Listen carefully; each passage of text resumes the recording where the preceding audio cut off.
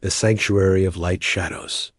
Where memories weigh, imagine a place where every worry, every burden, every weight on your soul simply vanishes. A refuge for the weary spirit, a promise of absolute peace. Sounds idyllic, right?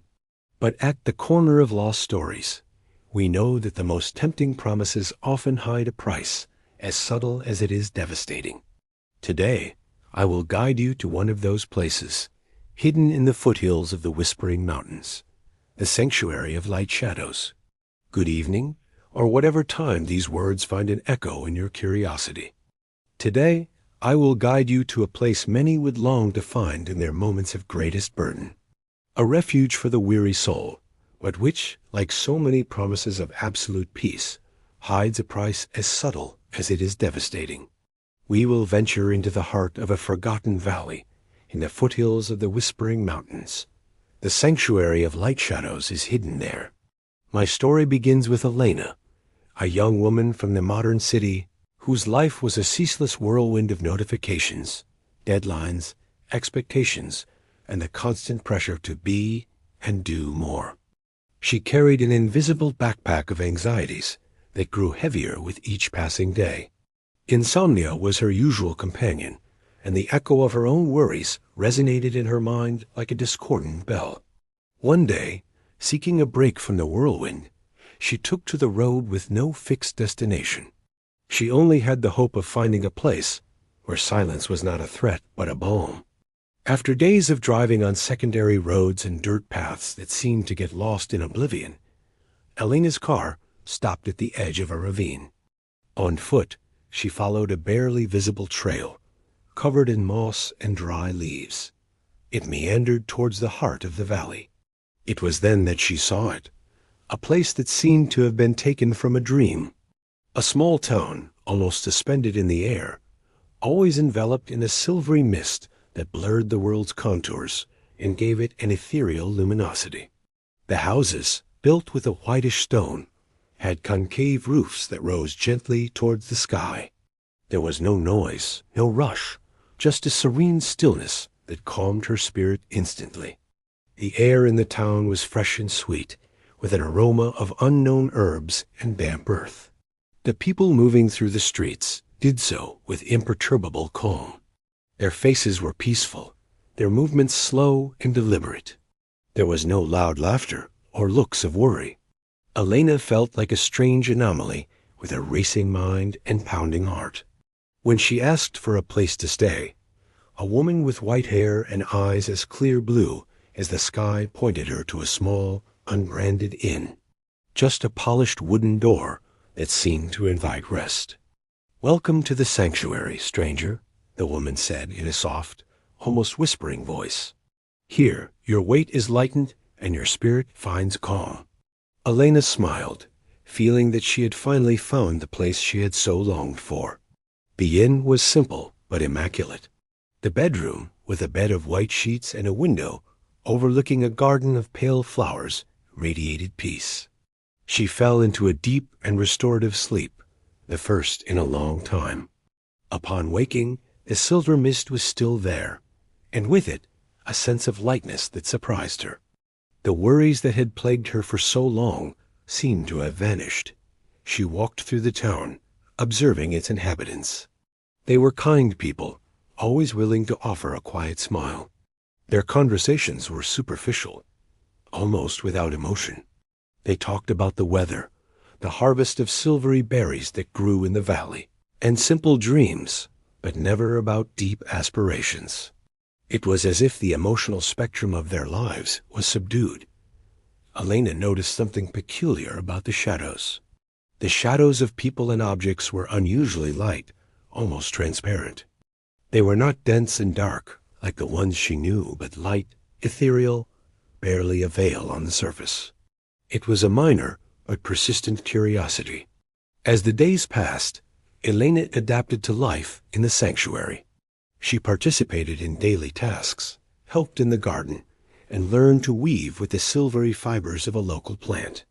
Her anxiety had completely disappeared, and a profound calm had settled in her soul. However, she also began to feel a strange absence. Pure joy, contagious laughter, burning passion for a project, the deep melancholy of a memory. Everything seemed to have vanished along with her worries. Life was pleasant, yes, but it lacked intensity, a richness of nuances. One afternoon, while helping an old woman collect the silvery berries, Elena asked her about the lightness she felt. "Here, we don't carry what weighs us down, child," the old woman said. "We give it away. We deposit it in the place of shadows." Elena felt curious. The place of shadows? The old woman nodded, pointing with her wrinkled hand toward a dark cave that opened at the base of the highest mountain. There, in the heart of the mountain, we can leave what hurts us. The fears, the sorrows, the regrets, and the sanctuary absorbs them. It returns our peace. That's why our shadows are light. Elena felt a shiver. Did it mean she had given away not only her anxieties, but also the depth of her being? She didn't sleep that night. The calm that had once lulled her now felt like an emptiness. What kind of peace was this that required giving up a part of oneself? She remembered the most intense moments of her life, both happy and sad. The excitement of finishing a difficult project, the euphoria of a young love, even the profound sadness of a loss. They were memories that had forged her, that had made her who she was. Had they gone too? At dawn, determined to understand, Elena headed towards the cave the old woman had pointed to. The entrance was a natural arch carved into the rock, covered with moss and ferns. A peculiar coldness emanated from it, a kind of suction. Inside, the darkness was almost absolute, but a faint bluish light pulsed in the back. It was the heart of the mountain. As she got closer, Elena saw a vast underground lake, whose waters were jet black, motionless, and deep. Above the lake, the bluish light formed a kind of underground aurora borealis, dancing in the air. And what she saw in the lake left her breathless. They were not reflections, but shadows. Thousands of shadows of different densities and shapes floated in the dark water. Some were sharp and dark, others diffuse and barely visible. They were the shadows of the worries, fears, and regrets of all who had lived in the sanctuary. And seeing them, Elena felt a wave of familiar emotions, but magnified. A memory of a professional disappointment hit her with vivid sadness. A memory of an argument with a loved one brought her acute regret. And then she saw a shadow that caught her attention. It was darker than the others, denser, and pulsed with an energy she recognized. It was hers. A shadow twisted by anxiety, burdened by work pressure and worry about the future. But she also saw flashes of repressed creativity, forgotten passions, and unrealized dreams. The shadow was a compendium of everything that made her human, the good and the bad, the heavy and the light. She understood the price of peace in the sanctuary of light shadows. They were not only shedding worries, but also the depth of their emotional experience and memory. The shadows were not just an absence of light. They were a record of their journey through life, the trace of their deepest experiences. By lightening their shadows, they relieved burdens, but they also shed the complete palette of what it meant to be human. Their past memories became bland, devoid of the emotion that gave them meaning. It was a subtle, not total, forgetting, but it diluted the very essence of their personal history. Elena reached out her hand towards her shadow, floating in the lake. She felt resistance and a strange attraction. The white-haired woman appeared beside her, her eyes serene but sad. "You cannot claim it, child," the old woman said. "What is given away stays. It is the pact with the sanctuary." "But what if I don't want this peace?" Elena asked, her voice broken. "What if I want my memories, my passions, even my fears? What kind of life is this without the fullness of who we were?" The old woman sighed. "Some understand it over time, others never do. For us, it is a relief, a rest from the storms of the world." She looked towards the lake of shadows with melancholy. "I was once like you, stranger. I came looking for peace and found it, but with it, I lost the color of my memories. My children's laughter became distant echoes without joy.